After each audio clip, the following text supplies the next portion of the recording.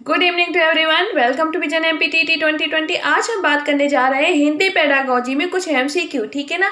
इसमें हम 15 एमसीक्यू क्या करेंगे, डिस्कस करेंगे। इसके पहले हमने क्या है 30 तक के एमसीक्यू ऑलरेडी देखे हुए हैं। आप जानते हैं अकॉर्डिंग टू अवर सिलेबस जो हमारा पहला टॉपिक था भाषा का सीखना एंड ग्रहणशीलता, उसी से रिगार्डिंग क्या कर रहे हैं, अभी हम टॉपिक कंप्लीट कर रहे हैं। ठीक है ना। तो क्वेश्चन नंबर 31 है। ये सारे क्वेश्चंस आपके ऑलरेडी एग्जाम में पूछे जा चुके हैं जो आपके टेट के एग्जाम हुए हैं। ये कोई आपका मॉडल पेपर नहीं है। यहाँ के जितने भी आपके आंसर हैं वो सारे ऑथेंटिक हैं। ठीक है ना। आपको यहाँ वहाँ जाने की बिल्कुल भी आवश्यकता नहीं है। तो let us start here. Question number 31 बात की जा रही है उच्च कक्षाओं में। उच्च कक्षाएं जो आपकी क्या है, प्राइमरी नहीं, प्राइमरी से ऊपर की कक्षाएं जो होती हैं। ठीक है ना। अपर प्राइमरी एंड उच्च कक्षाएं, हाई स्कूल की कक्षाएं। ठीक है ना। तो यहाँ पर भाषा कौशल साध्य है और साधन है साहित्य। ठीक है ना। भाषा कौशल को साध्य बताया गया है और साधन क्या है, साहित्य को बताया गया है। ठीक है ना। ये सही है। बी, भाषा की पाठ्य पुस्तक अत्यंत महत्वपूर्ण है उच्च कक्षाओं में, ये है। साहित्य साध्य है और भाषा कौशल साधन है उच्च कक्षाओं में, यह ऑप्शन डी। केवल छंद अलंकारों को समझने के प्रयास करना ही भाषा शिक्षण का उद्देश्य होता है। तो इसका जो राइट आंसर है आपका ऑप्शन नंबर सी है। ठीक है ना। साहित्य साध्य है। ठीक है ना। और भाषा कौशल साधन है। कैसे हम अपने विचारों को, अपनी भावनाओं को अगर प्रकट कर रहे हैं तो हमें उसके लिए क्या, कुछ तो मीडियम चाहिए। ठीक है ना। कुछ तो साधन चाहिए। तो यहाँ पे जो हमारा भाषा कौशल है तो हमारे विचारों और भावनाओं को प्रकट करने का क्या है, एक साधन बन जाता है भाषा। ठीक है ना। भाषा का प्रयोग करके हम क्या कर रहे हैं, अपने विचारों और भावनाओं को आप तक पहुंचा पा रहे हैं। साहित्य साध्य, साहित्य क्या है, साहित्य एक हिसाब से क्या है, आपके विचार हैं। ठीक है ना। ये साहित्य कहाँ से आया, साहित्य आपके विचारों से ही तो बना है, समाज में चल रही घटनाओं से ही तो बना है। तो ये आपका जो साहित्य है एक साध्य है। ठीक है ना। इस तरीके से आपका ऑप्शन नंबर सी करेक्ट है। क्वेश्चन नंबर 32 निम्नलिखित में से कौन सा उच्च प्राथमिक स्तर पर भाषा का शिक्षण का उद्देश्य नहीं है। अगर हम बात करते हैं उच्च प्राथमिक स्तर पर, तो यहाँ पे अगर भाषा का शिक्षण किया जा रहा है तो इनमें से कौन सा उद्देश्य नहीं है, ये बताना है। निजी अनुभव के आधार पर भाषा का सृजनशील प्रयोग बिल्कुल किया जाना चाहिए। अगर भाषा आपने सीखी है तो आपको क्या, उसका उचित प्रयोग करना आना चाहिए। सृजनशील कर सके आप, भाषा को क्या है, अपने अकॉर्डिंग चीजें क्रिएट कर सके। बात की जा रही है ऑप्शन नंबर बी, दूसरे के अनुभवों से जुड़ पाना और संदर्भों में चीजों को समझना। बिल्कुल सही बात है। हमें क्या है, दूसरे के अनुभव से भी क्या जुड़ सके, हम क्या आखिर सामने वाला कहना चाह रहा है। ठीक है ना। और हम अपने संदर्भ में हमारे आसपास चीजें क्या चल रही हैं हम उनको भी समझ सके, तो ये हमारा क्या हो जाएगा, ये भी हमारा सही हो जाएगा। ऑप्शन नंबर सी है सही रूप से समझना। तो बिल्कुल सही है। जो चीजें चल रही हैं हम उनको सही रूप से समझ सके, इसीलिए हम क्या कर रहे हैं, भाषा शिक्षण किया जाता है। ठीक है ना। ऑप्शन नंबर जो डी है, व्याकरण के नियमों को रटना, तो यहाँ पे ऑप्शन जो है आपका डी बिल्कुल क्या है, करेक्ट आंसर है अकॉर्डिंग टू आंसर। ठीक है ना। ऑप्शन नंबर डी, क्योंकि भाषा शिक्षण का उद्देश्य व्याकरण के नियमों को रटना नहीं है। ठीक है ना। उच्च प्राथमिक स्तर पर भाषा का शिक्षण का जो उद्देश्य होता है व्याकरण के नियमों को रटना नहीं, और कहीं भी रटना आ जाता है अगर, तो ये क्या है, टोटली आपको अवॉइड करना है उस आंसर को। ओके, बात करते हैं नेक्स्ट क्वेश्चन की। क्वेश्चन नंबर 33 द्वितीय भाषा के रूप में हिंदी सीखने का मुख्य उद्देश्य है। अब जब आप हिंदी को दूसरी भाषा के रूप में सीखते हैं तो क्या उद्देश्य रखते हैं। ठीक है ना। हिंदी के व्याकरण पर अधिकार प्राप्त कर लें, इसलिए आप दूसरी भाषा सीख रहे हैं हिंदी को। अगर बात की जाती है सेकंड ऑप्शन, दैनिक जीवन में हिंदी में समझने तथा बोलने की क्षमता विकसित करना। आप दैनिक जीवन में जो आप बोल रहे हैं, ठीक है ना, आप समझ रहे हैं चीजें, आप उनमें क्या है, अपनी क्या है, स्किल डेवलप कर सके, इसलिए है। थर्ड ऑप्शन जो है आपका, मानक हिंदी लिखने में निपुणता प्राप्त कर सके। आपने दूसरी जो लैंग्वेज सीखी है हिंदी, आप इसलिए कि आप उसमें लिख सकें, निपुण हो जाए आप उसमें, इसलिए ये ऑप्शन डी, हिंदी और अपनी मातृभाषा के अंतर को कंठस्थ करना। तो इसका जो राइट आंसर है ऑप्शन नंबर बी है, दैनिक जीवन में हिंदी में समझने तथा बोलने की क्षमता को क्या करना है, विकसित करना है हमें। ठीक है ना। जो भी हम उपयोग कर रहे हैं भाषा का, हम उसमें क्या बोल पाए, समझ पाए, इसलिए हमें हिंदी का क्या कर रहे हैं, यहाँ पे द्वितीय भाषा के रूप में सीखने या सिखाने का मुख्य उद्देश्य है। क्वेश्चन नंबर 34 भाषा सीखने में होने वाली त्रुटियां।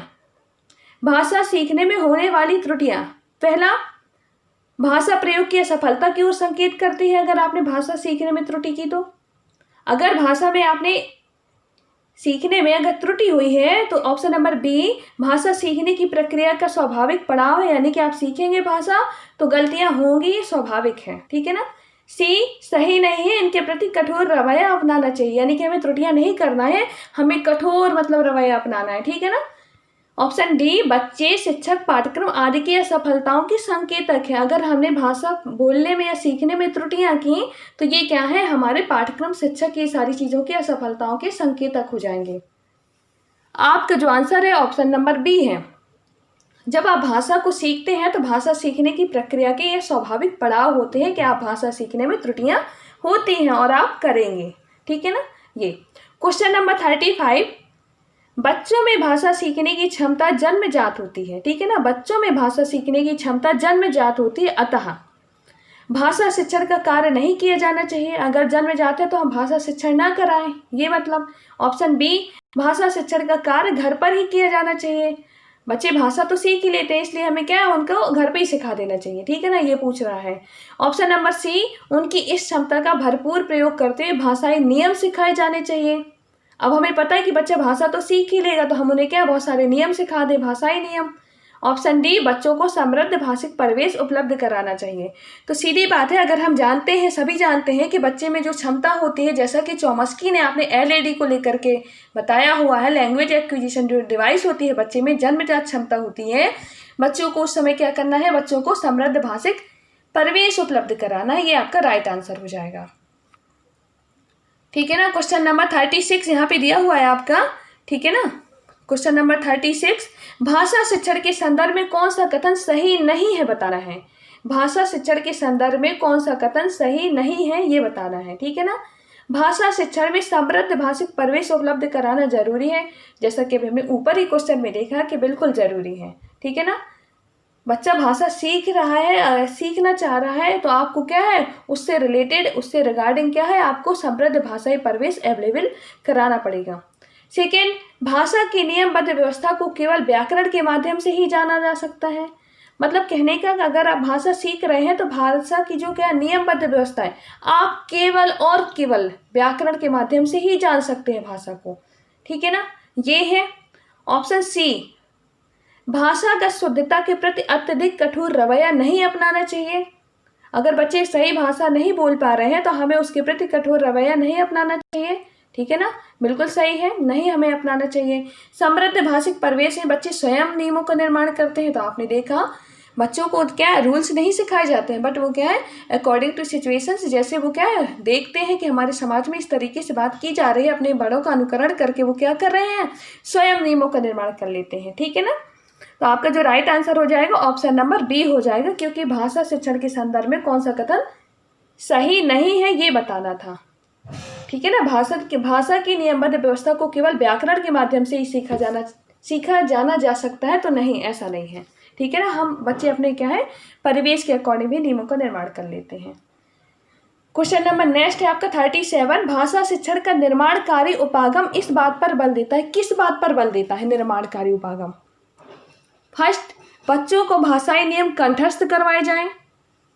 बच्चों को भाषाई नियम कंठस्थ करवाए जाएं, क्या इस बात पर बल देता है क्या भाषा शिक्षण, ठीक है ना। बच्चों की भाषा का शुद्धता पर विशेष बल देना चाहिए कि बच्चे भाषा गलत ना बोल पाएं, ठीक है ना, हमें इसमें विशेष ध्यान देना है। थर्ड, व्याकरण के नियम जानना ही शुद्ध भाषा प्रयोग का एकमात्र आधार है। बच्चा व्याकरण के नियम जानता है तभी मतलब माना जाएगा कि इसे भाषा आती है।